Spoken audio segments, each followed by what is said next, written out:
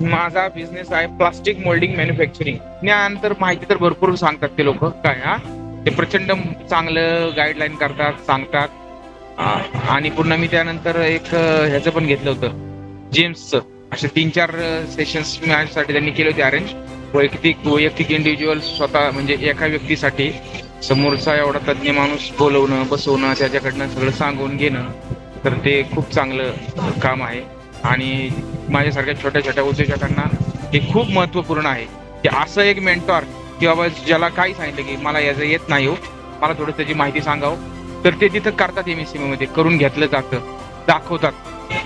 बऱ्यापैकी त्यांचं जे काही मार्गदर्शन मिळालं त्यातून माझा व्यवसाय वाढण्याकरता आणि म्हणजे व्यवसाय कसा करावा, मराठी माणसांनी व्यवसाय कसा करावा किंवा महाराष्ट्रातील मुलांनी कसा करावा यासाठी बऱ्याचशा गाईडलाईन्स आहेत. त्या ते म्हणजे त्यांचं नुसतं ऐकून कधी कधी आपण एखाद्या मोठ्या व्यक्तिमत्वाकडे पाहून काहीतरी शिकतो.